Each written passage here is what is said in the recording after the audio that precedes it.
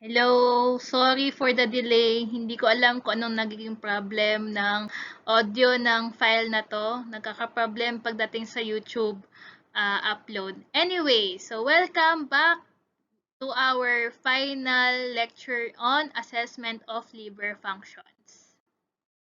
So as we discuss this topic, take note of the corrections, no? Minor corrections lang naman, hindi naman major. So please stay tuned and stay with me all throughout the discussion. So, ang liver assessment test or in laboratory, ang terminology is liver function test. Iba't iba yung kanilang mga clinical significances, no? And magbe-base tayo kung ano yung purpose nila bago tayo mag-request ng specific parameter. So, halimbawa, dito tayo sa jaundice profile. If you want to classify the specific type of jaundice, you will request for the following. So, madalas, no, yung bilirubin, total, direct, and indirect, and urobilinogen. Madalas ito i-request sa mga urine sample, no? Kasi mas madaling i-identify, lalo na yung urobilinogen natin, kasama na yan sa ating dipstick test. And then, ang bile acids naman, bibihira lang yan na i-request, pero idagdag na natin kasi yung may ibang special laboratory or special researches na mas focus ang bile acids, lalo na in terms of problems in conjugation. Next, enzymology. Last few weeks ago, ang unang-unang yung topic is all about enzymes, right? And ang enzymes natin is not merely for diagnosis, no? It is only for monitoring purposes. Kung ito yung magsasabi ng prognosis ng pasyente, no? Ano ba ibig sabihin ng prognosis? Yun yung magiging progress ng patient in the next few weeks, kung nag-react ba siya ng maganda towards the treatment or therapy. So ano yung mga pwede nating gamitin as monitoring for the liver problems? Pwede tayong gumamit ng AST, ALT, ALP, 5'NT, GGT, and LDH. Pero sa mga ito, sa lahat ng nabanggit kong enzymes, ano ang mga liver-specific? Liver-specific enzymes are your ALT, ALP, 5'NT, and GGT. Ito yung sinasabi kong, ang ibig kong sabihin with regard sa liver-specific, itong mga enzyme na to, napoproduce solely in the liver, no? Wala silang ibang source. And then next, yung ating synthetic ability. Ano bang ibig sabihin ng synthetic ability? This is actually the best test to monitor the liver function kung okay pa yung mga hepatocytes mo. And anong parameter ang pwede mong gamitin to monitor the synthetic ability of your liver?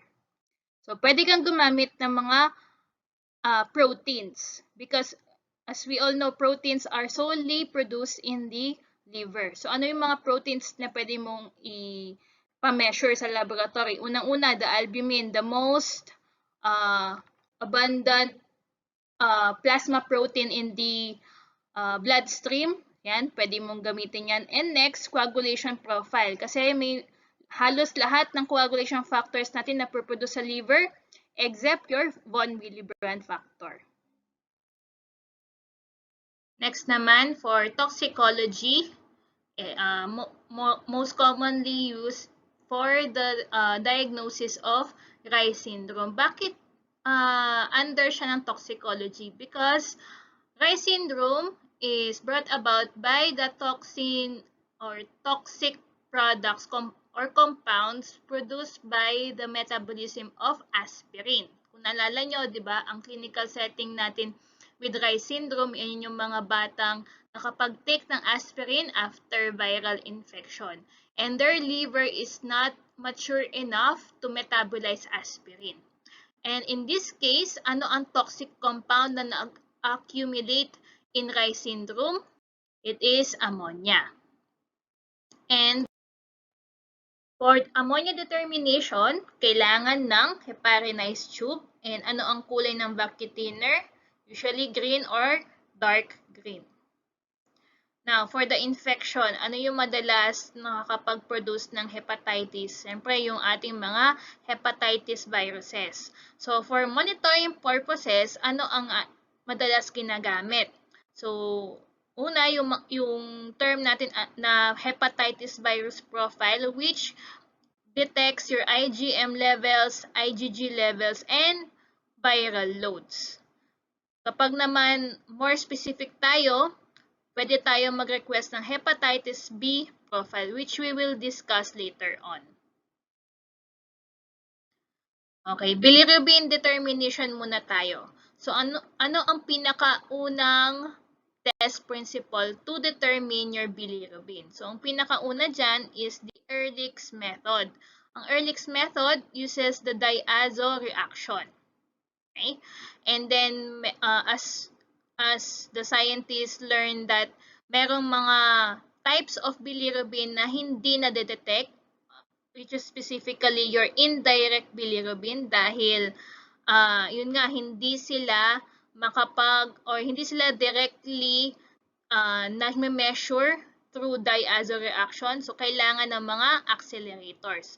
The next method na na-invent is the Malloy and Evelyn method, which uses diazo reaction and yung accelerator to measure the indirect bilirubin is the 50% methanol. Then lastly, ito na ang reference method, your Jendrassik and Groff test, which uses diazo reaction and pinalitan si 50% methanol ng caffeine benzoate acetate to measure the indirect bilirubin. Balikan natin si Ehrlich's reaction. Again, meron tayong binabanggit kanina, right, na diazo salt. So, ano ang meron sa diazo salt? It has sulfonilic acid in hydrochloric acid plus sodium nitrite. So, in board exam, pinapamemorize yung content ng diazo salt. So, ngayon pa lang, i-memorize na natin. Okay? And then, yun nga, nung pinakaunang test principle natin, hindi niya kayang i-measure si indirect or the unconjugated bilirubin. So, paano niya na-measure yan? Okay? So, ito lang yung na-detect niya, right? The total and the conjugated. So, para ma-measure si unconjugated, isusubtract mo yung total with the conjugated to determine the unconjugated. So, ito yung tinatawag natin na indirect, no? Kaya ang other name niya is indirect bilirubin dahil na-derive mo lang siya by subtracting these two values. Okay, recall natin ulit yung ating mga differences between unconjugated bilirubin and conjugated bilirubin. So, unahin natin, ano yung other names nila? For unconjugated bilirubin, indirect. Conjugated bilirubin, direct bilirubin dahil sila lang ang kayang directly i-measure without using accelerators. In terms of solubility, water insoluble si unconjugated bilirubin. So, hindi yan naiihi, no? Hindi yan dumadaan sa kidney supposedly. Naiipon yan sa bloodstream. In contrast, your conjugated bilirubin, yan, water soluble, pwede yan i-excrete via kidneys. Polarity naman tayo. Non-polar si unconjugated bilirubin. Polar si conjugated bilirubin. Ano ang importance ng polarity? Ito yung magsasabi kung makapag-travel siya across the barrier membranes of the body. Halimbawa, blood-brain barrier, Ang nakapag-cross doon ay mga non-polar compounds. So, between the two, sino ang nakapag-accumulate inside the brain? Yung unconjugated bilirubin lang. Next, the state of the bilirubin, kung free ba sila or bound to albumin. Ang unconjugated bilirubin, bound to albumin yan. Kung naalala nyo yung bilirubin metabolism natin, it needs to be bound to albumin para dalhin sa liver. While yung unconjugated bilirubin natin, unbound na yan, no? Nakarating na ito, na-form kasi ito sa mismong liver, so therefore wala nang nakabind sa kanya na albumin. So, ang ibang term is free state. Next, the requirements for measurement. Unconjugated bilirubin requires an accelerator while conjugated bilirubin does not require accelerator. Dahil nga, dahil dun sa state nila, halimbawa dito sa unconjugated bilirubin, because it is bound to albumin, kailangan mo ipaghiwalay pa yung dalawang compound para ma-measure mo. Unlike dito, hindi na kailangan dahil free state na siya. So, it does not require an accelerator anymore. Next, recall din natin yung ating mga diseases, no? Ano yung expected bilirubin profile ng bawat type of jaundice.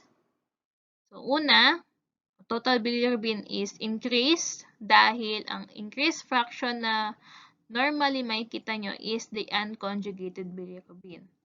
The conjugated bilirubin is not affected or normal pa din. Dahil ito ang may problema. No? Mas madami yung RBC turnover, mas madami ngayon ang unconjugated bilirubin. So therefore, sa total bilirubin, increase sila. So next, yung mga hepatic conditions natin, balikan natin sila Gilbert, Crigler-Najjar, Lubin-Johnson, and Rotor, and jaundice of the newborn. Okay, as I recall, di ba sa hepatic jaundice, mataas ang both unconjugated bilirubin and conjugated bilirubin. So, increase, increase, increase, increase. What about sa conjugation? Di ba, naalala nyo, ang problem natin sa Gilbert and Crigler-Najjar is the process of conjugation. Sa Gilbert, almost meron pa ring conjugation na nangyayari dahil yung specific enzyme is yung UDP-GT natin, yun lang ang may problema. Okay? Yung bilirubin glucuronil transferase, okay pa rin. So, normal dapat dito. No? Sa Crigler-Najjar, ano ang nangyayari? Decrease ngayon si conjugated bilirubin dahil walang nangyayari at all. Walang conjugation. Kaya nga ang consideration is ito ang mas fatal than your Gilbert. Ito ang expected result nila. So next, your Dubin-Johnson and Rotor. So tandaan lang natin, 'di ba, the Dubin-Johnson and Rotor has a problem that could result to increase conjugated bilirubin as compared to your unconjugated bilirubin. So therefore, ang ating expected result is that the total bilirubin is increased due to the fraction conjugated bilirubin. Normal ngayon si unconjugated bilirubin. Almost normal. So, yan.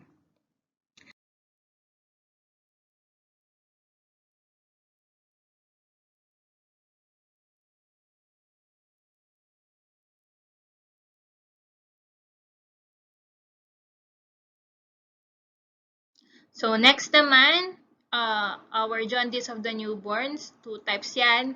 We have physiologic and pathologic jaundice. So, for both type of jaundice, increase ang total bilirubin natin and increase din si unconjugated bilirubin. Dito nagkakaroon ng differences.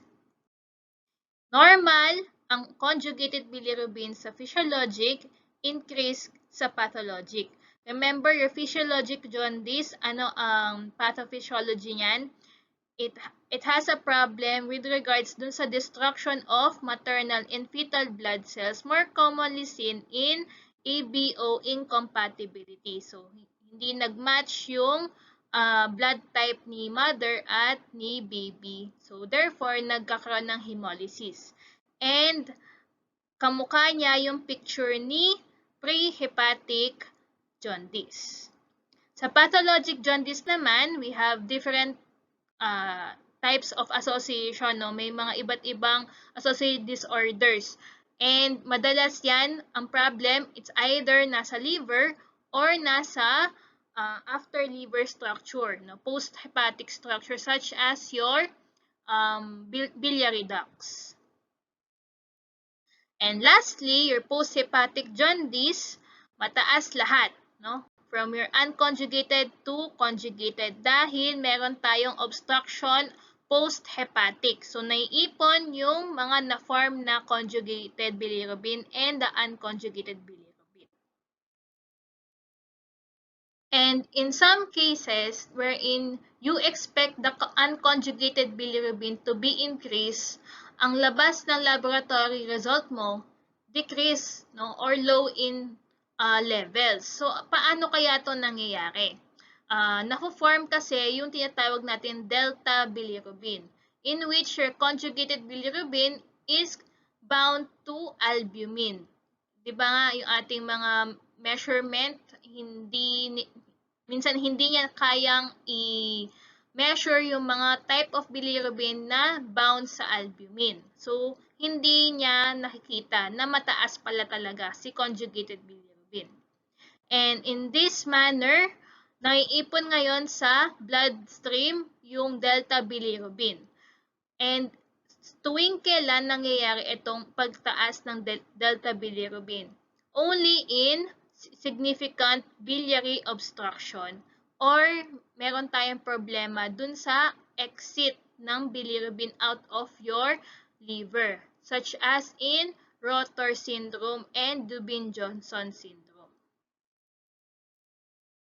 So, halimbawa, you are the medtech intern on duty for today and nag-request si doc ng bilirubin level. So, paano mo yan i-collect? So, una, pwede natin siya i-collect ng serum or in plasma form. And you have to take note of the factors that can decrease the levels of your bilirubin, such as yung temperature and the exposure to light. Mas mainit na temperature, mas nababawasan si bilirubin kasi mas prone ngayon sila sa hemolysis. Ang bilirubin is also considered as photosensitive, no? So, kailangan tatakpan mo yung mga tubes mo with carbon paper. So, kailangan ng carbon paper lagi dun sa inyong tackle box.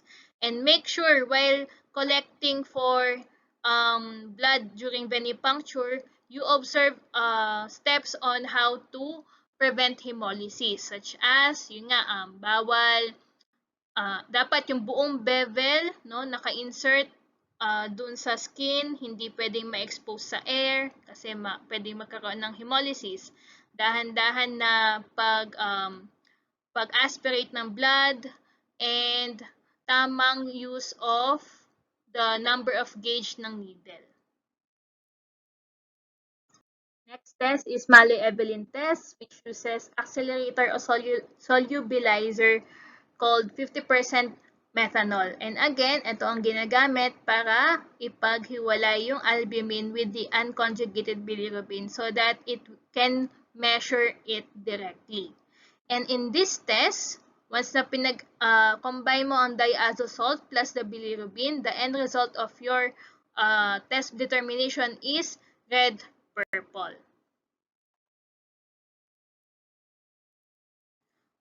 Next is Jendrasic growth method, and in this test, we will make use of caffeine benzoate acetate as solubilizer or accelerator. So, paano yan ginagawa? So, first, Diazo salt plus the bilirubin inside the blood specimen will form your azobilirubin. And azobilirubin will combine with accelerator, measuring the total bilirubin. So, kapag ang azobilirubin mo naman, walang ginamit na accelerator, ang ma-measure mo lang is the conjugated bilirubin. For the initial color, no, itong combination na to, it will produce the purple color. Once na na-meet na niya yung accelerator, it will produce the blue color. So, ito yung final color natin with this method.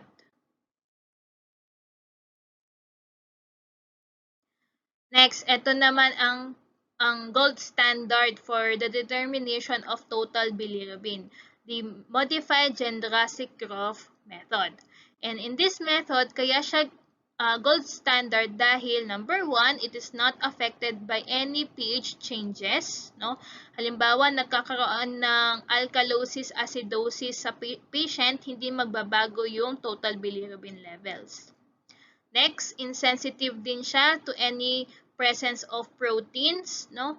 Lalong-lalo na yung mga madaming plasma protein or may madaming immunoglobulins. Next, it maintains the optical sensitivity even at low concentration. Ang problem kasi natin with bilirubin, kapag masyadong konti yung levels niya sa bloodstream, hindi madalas na-detect. No? So, dito, kahit konti pa lang yung levels niya, na-detect na ng reference method na to.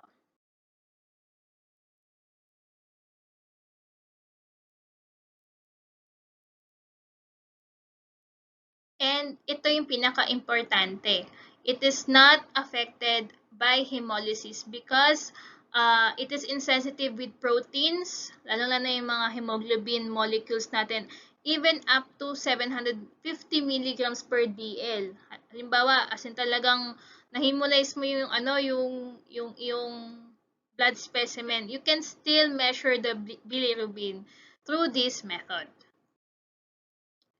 Recall lang natin what is the conversion factor for bilirubin. Ano ang importance ba ng conversion factor? You can interchange the SI units with traditional unit kasi depende yan dun sa place, reagent, and the machinery that you will be using in the laboratory. So, dapat kaya mong i-interchange yung values from SI to traditional or vice versa. So, balik tayo dito. Ano ang conversion factor for bilirubin? It is 17.1. Balikan natin ulit, paano ba mag-convert ng SI to traditional and vice versa. So, I hope na ituro to last CC1 during laboratory calculation. Okay, paano mag-convert ng SI to traditional? You always divide the two values. Tapos sa traditional to SI naman, always multiply. So, for example, ang SI unit designated for bilirubin is micromole per liter and traditional unit is in milligrams per deciliter. So, if ever ang question is convert 0.5 milligrams per deciliter into SI unit, remember, traditional to SI is always multiply. So, 0.5 multiply the conversion factor of 17.1. So, ang answer is 8.55 micromole per liter. So, hindi talaga kayo titigilan ng math, no? Make sure lang at least 10 parameters of electrolytes, albumin, yung mga yan, and bilirubin, ma-memorize yung conversion factor. Okay? So, balik tayo dito. Reference intervals naman. Hindi ako magpapa-memorize ng values, ha? Kasi kahit ako, nag-refer pa rin ako dun sa nakasulat na normal limits. Pero, tandaan lang natin yung differences between the adults, premature infants, and full-term infants. So, halimbawa, no, ito yung kanilang mga reference ranges. Ano ang ating observation? Pinakamababa in adults. Bakit kaya? Kasi fully mature na ang liver, therefore, buong-buo na ang enzymes, fully activated na yung mga enzymes. So, therefore, more controlled yung conjugation process ng ating bilirubin. And plus the excretion process. So, more controlled mas mababa ang bilirubin ng adults as compared to your infants. Dito naman tayo, no? Sa halimbawa, premature infants, kung mapapansin nyo, mas malaki yung total bilirubin after 3 to 5 days. Kung matatandaan nyo lang, no, yung ating physiologic jaundice, mas ma-observe ang physiologic jaundice after 24 hours pa, no? If ever na walang sakit itong premature infant, doon pa lang mag-umpisang tumaas dapat ang kanyang bilirubin. Okay? Dito sa full-term infants, mas tumataas ang bilirubin after the 24 hours. So, bakit kaya mas mataas ulit ang mga infants as compared to your adults? Because of these reasons. So, unang-una dahil baby pa, immature ang kanilang mga liver enzymes, so hindi maganda yung conjugation process, and walang bacterial degradation, so that yung kanilang naiipong urobilinogen to be, na kailangan i-convert into urobilin and stercobilin, hindi nangyayari. Okay? So, naiipon lahat yung unconjugated bilirubin ngayon. And another reason is that there is an ongoing maternal and fetal blood cell hemolysis, lalong-lalo na in cases of ABO incompatibility. Ano ang meron sa ABO incompatibility? Balikan natin ang ating blood banking. Ano ang nangyayari sa ABO incompatibility between mother and baby? So the clinical patient setting is that mother is always type O and baby is always either type A or B. So, nagre-react yung kanilang mga antibodies with each other. Next is urobilinogen. Kung babalikan natin yung bilirubin metabolism, isa siya sa mga byproducts ng mga yan. Okay? Pero hindi ito yung final kasi kaya pa yan i-degrade or i-oxidize further ng mga intestinal bacteria into stercobilin and urobilin. Itong dalawang ito, it will confer color to your feces. So, itong urobilinogen, hindi pa yan kayang mag-confer ng color. So, kaya siya tinawag na colorless end product. Dahil ang final form niya should be the stercobilin and urobilin. So, anong mga cases kung saan ginagamit yung ating parameter na urobilinogen? So, please take note of the correction in the handout, no? Decreased levels to and increased levels to. Okay? Decreased levels in biliary obstruction plus hepatocellular carcinoma and increased levels in hemolytic anemia and hepatitis. So, discuss natin yan the next few slides. So, balikan natin yung biliary metabolism, no? From unconjugated bilirubin sa bloodstream, pupunta sa liver to become conjugated bilirubin, and then magta-travel sa biliary tract, no? Gallbladder, bile duct, papunta sa duodenum, and pagdating sa intestine, mako-convert si conjugated bilirubin into urobilinogen. Pero in this case, ang urobilinogen natin normally, madidivide yan 80-20, no? 80% sa intestinal going to the feces, 20% sa extra hepatic circulation.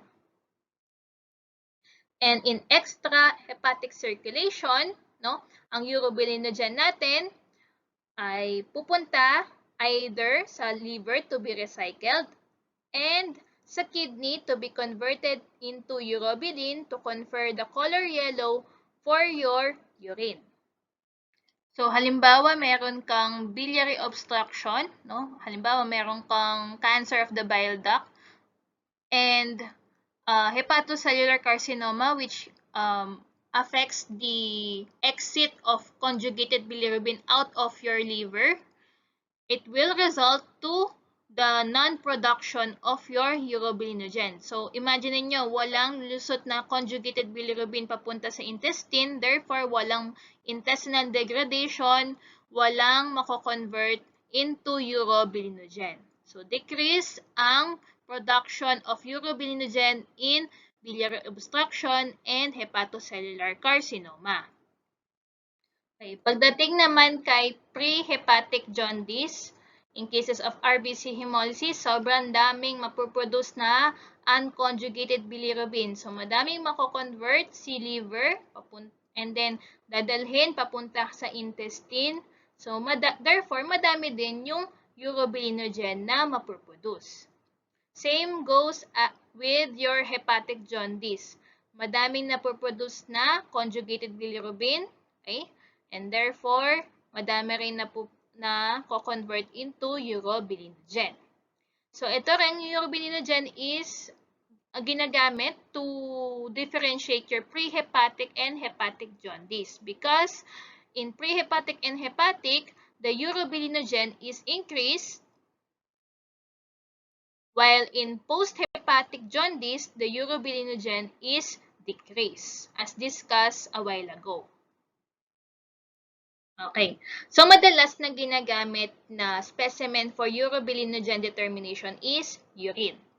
So, ang principle natin behind this testing is that we make use of modified Ehrlich's method. And in this method, ang principle niyan, ang urobilinogen present in the specimen will combine with Ehrlich's reagent and it will give off red color.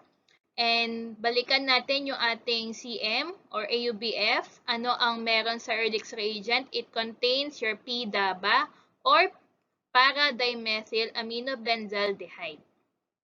And in this method, it makes use of a reducing agent called ascorbic acid and a chromogen inhibitor which is saturated sodium acetate.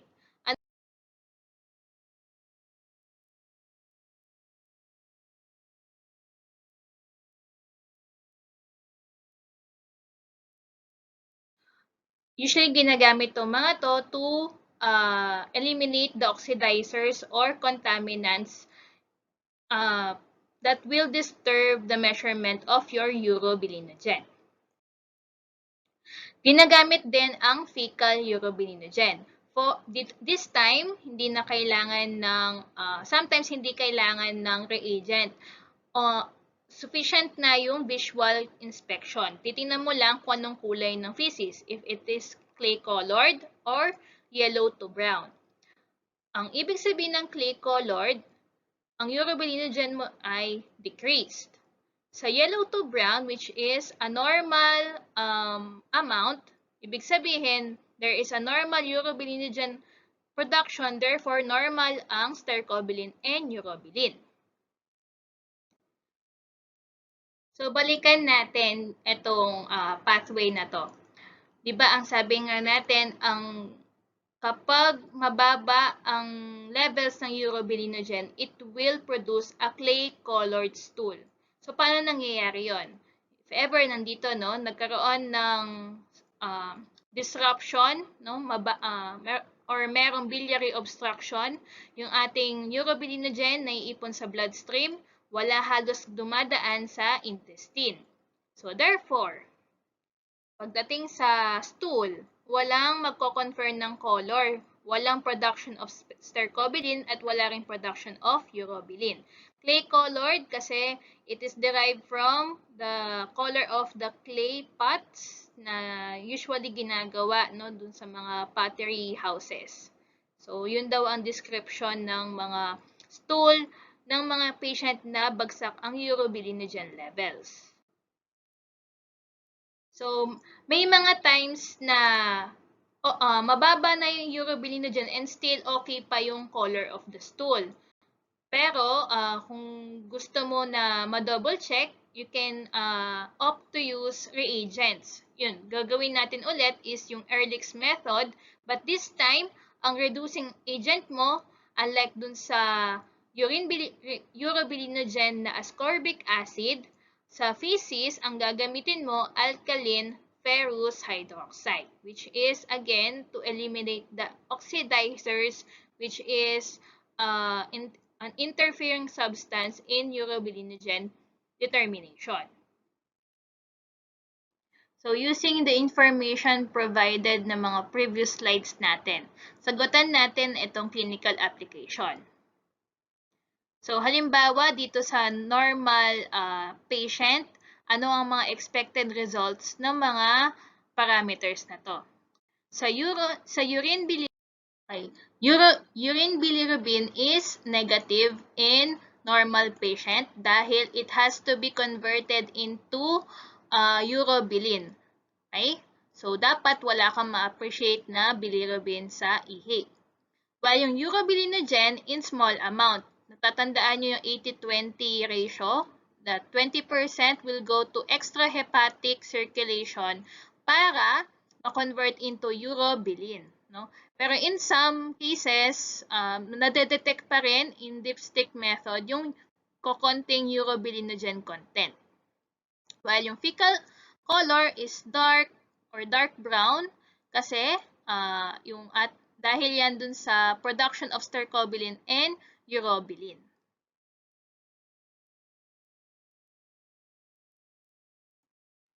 In prehepatic jaundice, ano ang expected urine bilirubin? It is usually negative dahil in prehepatic jaundice, ang mataas ay unconjugated bilirubin, which is hindi kayang ipasa or dumaan sa kidney dahil water insoluble siya. Urine urobilinogen naman, mataas, as discussed kanina, urobilinogen in prehepatic jaundice is increased due to overproduction of bilirubin. So therefore, madaming nako-convert into urobilinogen.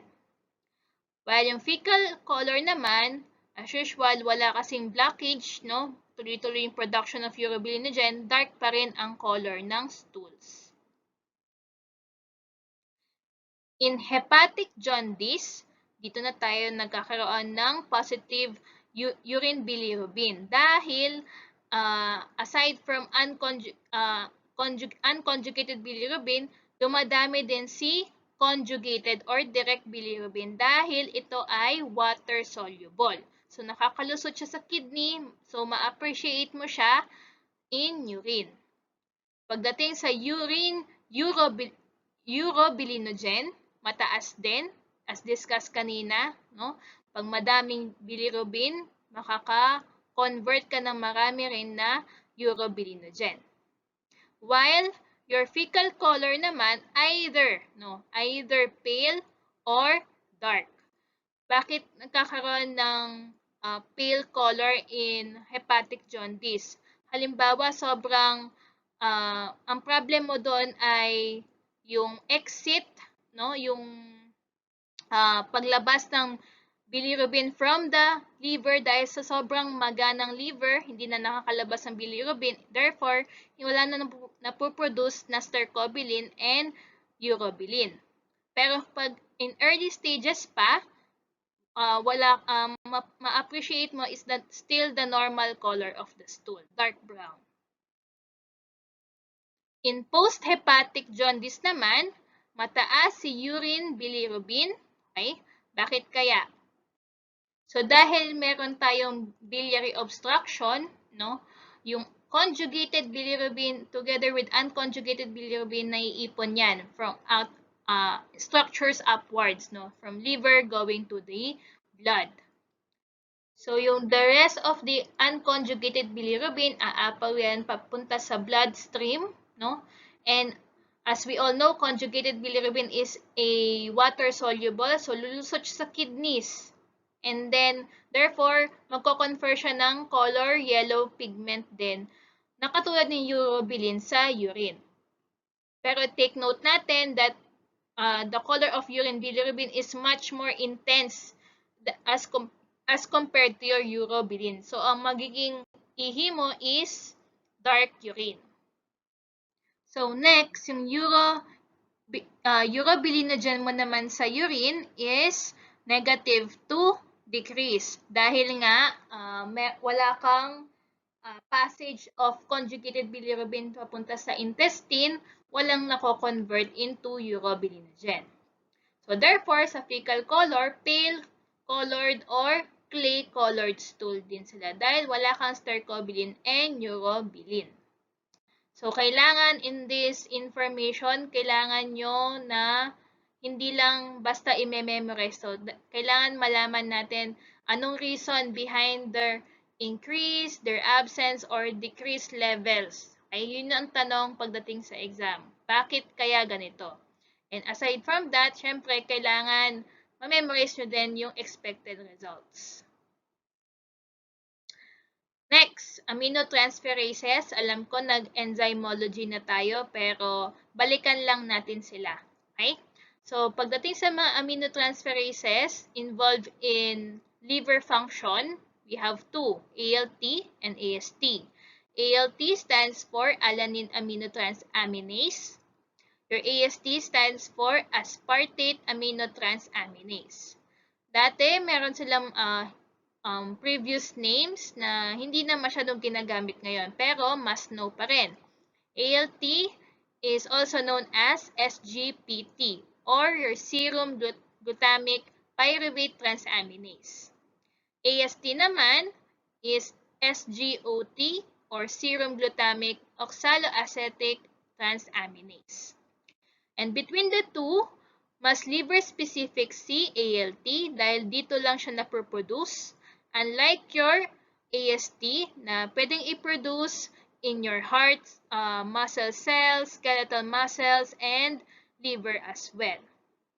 So, therefore, kung gusto mo talaga na malaman kung may hepatitis, no, mas mag-rely ka sa values of your ALT.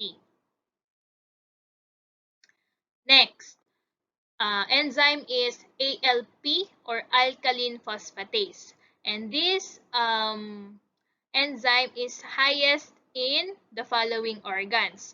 Pinakamataas sa liver, sunod sa bone, intestine, kidney, and placenta if ever pregnant ka. Next is alkaline phosphatase or ALP.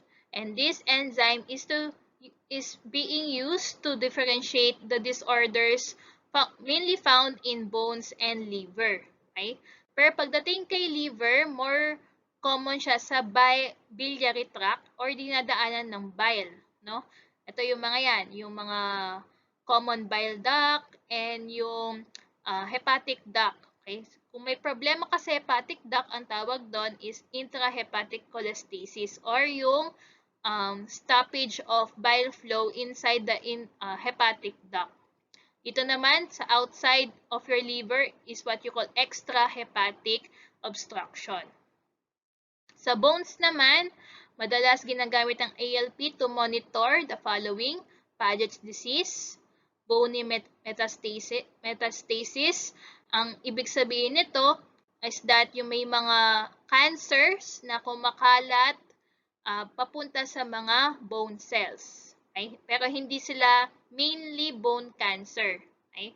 Nanggaling lang siya dun sa another primary cancer. And in normal cases, lalo na in puberty, no? Tumataas ang kanilang ALP in a normal way. Okay? Next enzyme is 5' nucleotidase. So this enzyme specifically used after you determine the ALP elevation. Okay? Kapag nakita mo na elevated ang ALP, you request for 5' NT. Okay? After na lang, kasi ito ay special parameter. Hindi madalas nakikita sa mga laboratory. So if ever, no, ang liver disease, no, and bone disease will produce an increased levels of ALP, gagamit ka ngayon ng 5' NT to determine which organ is affected. If increase ang levels mo sa liver, increase ang levels ng 5' NT, ang problem mo mainly ay nasa liver. Dahil ang 5' NT, as you can recall back in your enzymology, it is produced in the bile ducts, no? Hepatic duct and common bile duct. Now, pagdating sa bone disease, normal ang 5' NT dahil hindi nakikita ang 5' NT sa mga bones. So, ganito siya ginagamit. Okay? Next enzyme is your gamma-glutamyl transferase or GGT. And this enzyme can be found in kidneys, liver, pancreas, intestine, and prostate but not in bone. So, pwede mo rin siyang gamitin as a differentiating factor. Katulad ni 5' NT. And in this case then, no, ginagamit din siya para sa mga biliary obstruction, no? And chronic alcoholism. Okay? Yung mga liver cirrhosis cases due to alcohol abuse often result to high levels of GGT. So, kung nagda-doubt ka sa history taking mo, no, ayaw umamin ng pasyente mo na alcoholic siya, pero may cirrhosis kang nakita in biopsy or in ultrasound, you can request for this. So, our ALP, 5' NT, and GGT are collectively known as liver phosphatases.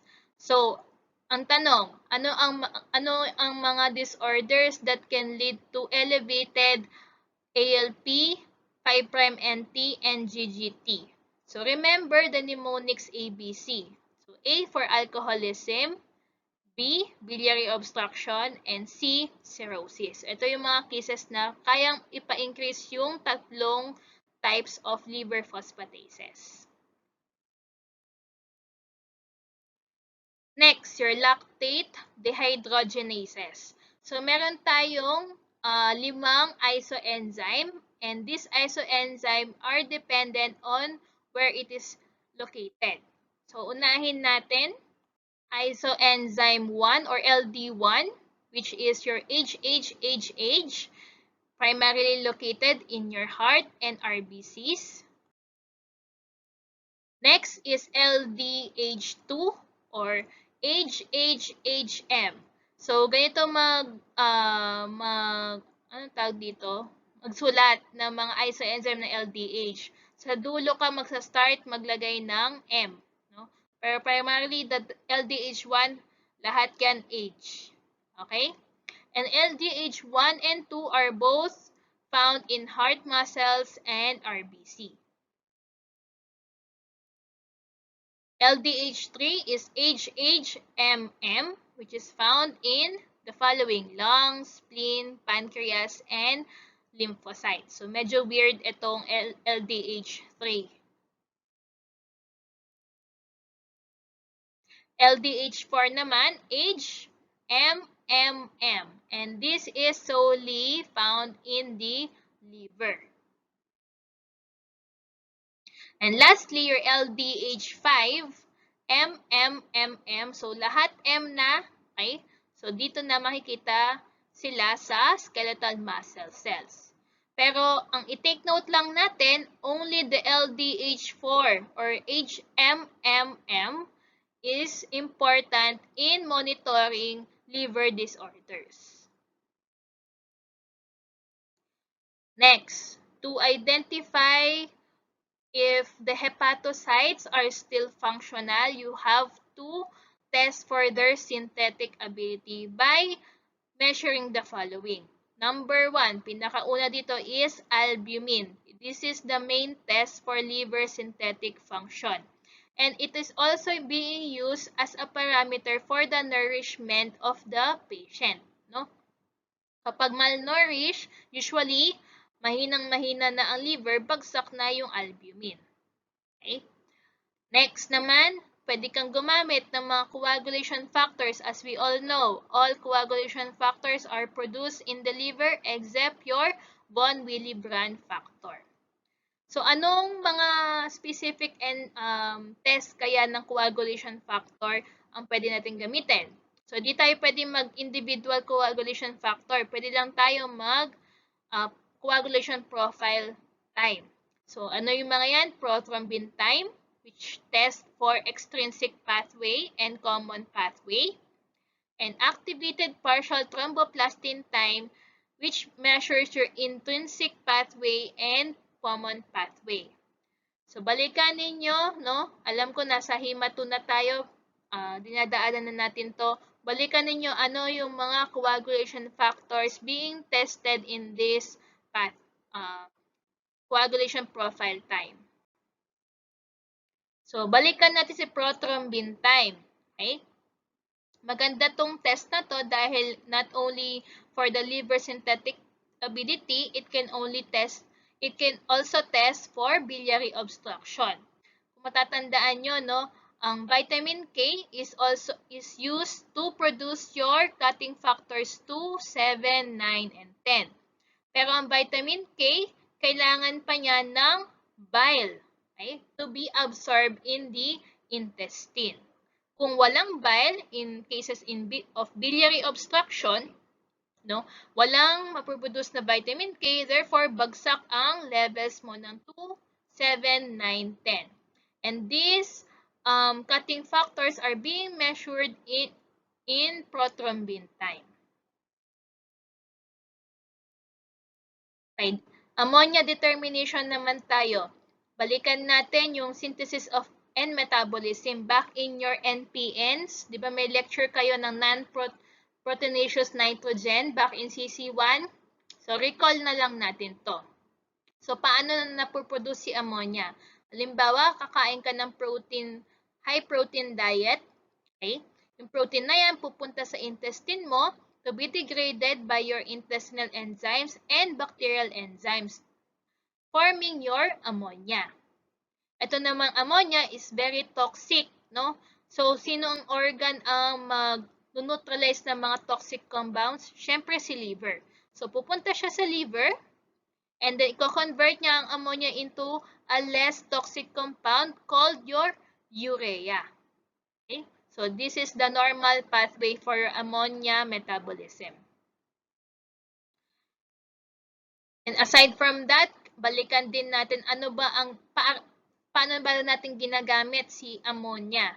So, pwede rin siyang gamitin as a diagnostic tool to detect if ever meron kang enzyme disorder, lalong-lalo na in intestinal and bacterial enzyme.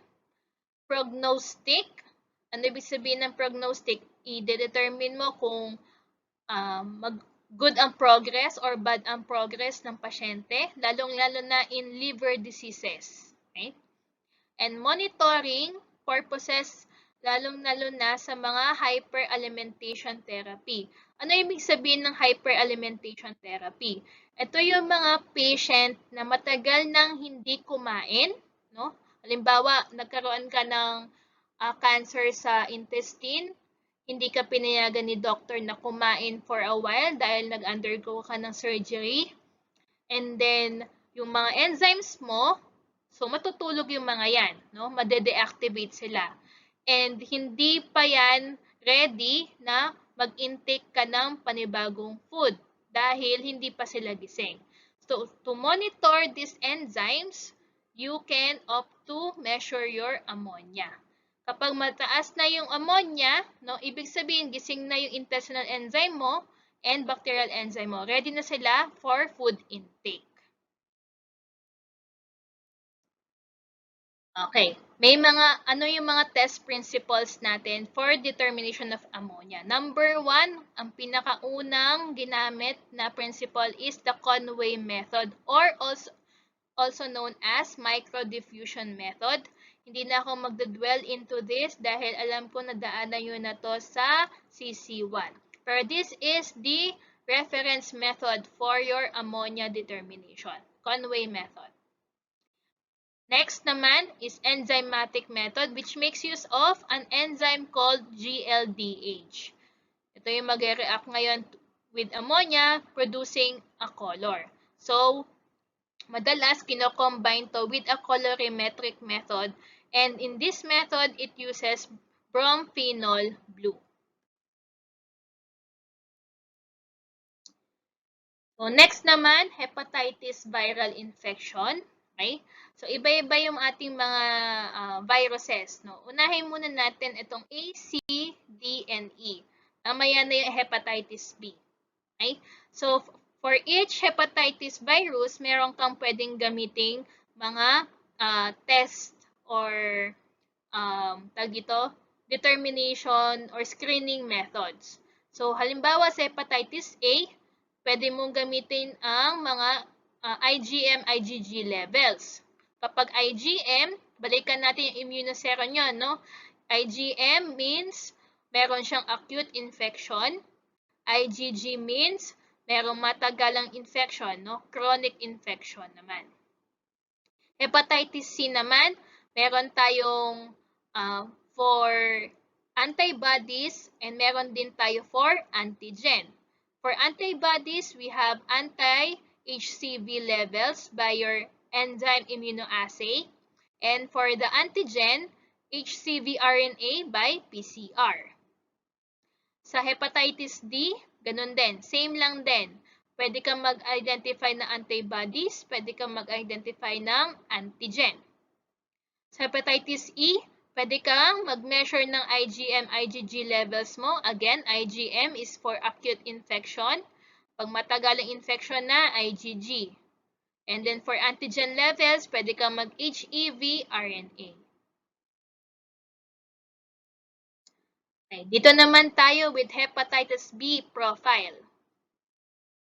So, unahin natin si HBsAg. Ang ibig sabihin ng HBsAg is Hepatitis B Surface Antigen. And this is the first marker for your infection. And it is highest during incubation period and during acute infection pa. Next is antibodies against your hepatitis B surface antigen or anti-HBs. And this is a marker for recovery or a sign of immunity from the given vaccine. So probably kayo, meron na rin kayo nito if ever natapos nyo yung 3 nyong dose from hepatitis B vaccine. Next is HBcAg or hepatitis B core antigen. And i-take note lang natin, lagyan natin ng star, no? Because this is the only marker that cannot be detected in the blood. So, paano siya madedetect? Only through liver biopsy. Kailangan mo kumuha ng tissue from the liver. No? Next is anti-HBc or antibodies against your core antigen. And this is only present during window period or ang ibig sabihin ng window period is there is no detectable HBsAg and anti-HBs. Next is HBeAg or hepatitis B envelope antigen. This is a marker naman for being an infectious state or nakakahawang stage of disease. This can be found during acute or in chronic infection. And lastly, your anti-HBe, no, paki-correct na lang. Your anti-HBe is a marker naman for being a non-infectious state. Okay? Meron kang hepatitis B pero hindi ka naman infectious. So, therefore, kahit ma-prick, kunyari, ikaw ang pasyente, meron kang anti-HBe sa blood, kahit ma-prick yung medtech mo, hindi siya mahahawa from the hepatitis B, from your hepatitis B infection. Okay. Unahin natin, no, yung HBsAg. So, kailan ulit yan na-produce? It is the first marker of your disease. No? So, unang-una yan makikita in your bloodstream. So, nasaan si anti-HBs naman? So, after pa ng ilang weeks. And this is a marker for your recovery. No? Dito naman. Nasaan ngayon si Anti-HBC naman. Anti-HBC is a marker for your window period. Kung makikita nyo, no, mas mataas siya during pag mababa ang levels ng HBsAg and wala pang naproproduce na anti-HBs. Again, tumataas ang anti-HBC during window period in which you have undetectable HBs and anti-HBs. Next, your HBeAg. HBeAg is a marker for your infectious state. E mataas yan during 2 to 10 weeks of your acute infection. Pag bumagsak na yan, time na to produce your anti-HBe, which is a marker for your non-infectious state. Pag mataas na yan, ibig sabihin, kahit ma-prick ka pa, malagyan mo ng dugo yung, if ever meron kang hepatitis B, malagyan mo ng dugo, makapag-donate ka ng dugo, mababa ang chances mo na ma-infect mo yung pasyente. Okay? Nasaan ngayon si HBsAg? Again, yun lang ang marker na hindi nadedetect sa bloodstream. Instead, nadedetect via liver biopsy. Okay, subukan natin answeran itong mga cases natin.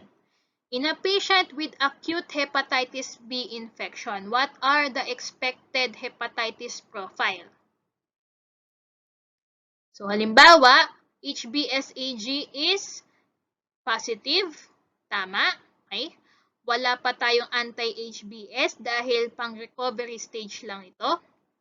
In acute stages, pwedeng tumaas si HBeAg, which is a sign of your infectious state. Wala pa tayong anti-HBe and possible na meron na tayong anti-HBc dahil nag-uumpisa tong ma-develop pag pababa na yung anti-HBsAg. So, in past exposure cases, meron kang hepatitis B before and then you recovered na. So, anong mga possible or expected hepatitis profile? So, unahin natin HBsAg. So, probably wala ka na, ubos na yan. Anti-HBs is still consistent because this is a marker for your recovery. HBeAg is absent. Yung anti-HBe is either present or absent. Nagiging absent lang yan kapag paubos na sila. Pero, in comparison with your anti-HBs, ito forever mo tong dala, no? As compared dito sa anti-HBe.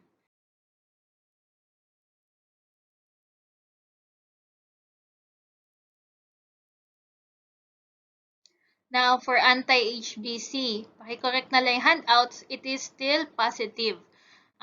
Consistently positive ang anti-HBc natin all throughout the years. And in this case, it is also used to differentiate if ever meron kang past exposure or vaccination lang. Sa previous vaccine naman, ano lang ang positive sa hepatitis profile mo? Only your anti-HBs. Because your vaccines are live attenuated vaccine. So, mahinang-mahina yan. It can only, yung level ng strength niya, enough na to induce your immune system. So, therefore, wala kang ma-identify na any other viral antigen. Okay? Wala ka rin ma-identify na any other antibodies except your anti-HBs.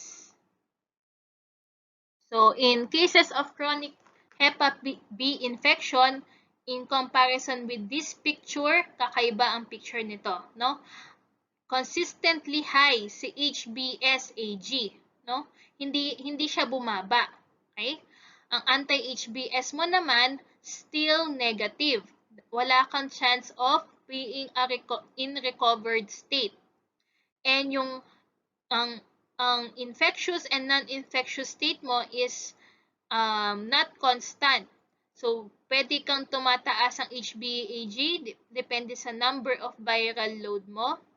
And then kapag bumaba yan, pwede ka rin mag-produce ng anti-HbE mo. Pero ang problem mo dito, nauubos din. Okay? So, kailangan mo malaman kung infectious ka and non-infectious during chronic Hepa B infection dahil hindi sila constant. And your anti-HBC is still negative. Ang marker kasi to produce your anti-HBC is that yung HBsAg mo ay kailangan bumagsak into low levels. Yun ang marker mo. Halimbawa dito, di ba ang marker niya kung kailan siya nag-start mag-increase is yung start ng pagiging decrease niya. Right? Kung ma-appreciate nyo. Pero never siya bumaba. So, never mo din maproproduce si anti-HBC during chronic Hepa B infection. And lastly, we have window period. During window period, ano ang definition natin dito? Walang detectable na HBsAg, wala rin detectable na anti-HBs. And therefore, ang window period natin, ang only positive dyan is the anti-HBC. Okay? So, paano to aaralin? May iba sa inyo, syempre, mabilis mag-memorize, by, photographic memory lang. Pero in some cases, para fully ma-absorb nyo yung information dito, kailangan nyo ikwento, Kaya nyo i-discuss to other people kung ano ang interpretation ng results ninyo. Kasi pagdating sa laboratory at merong hepatitis profile, kailangan nyo ma-determine anong stage na yung patient ninyo.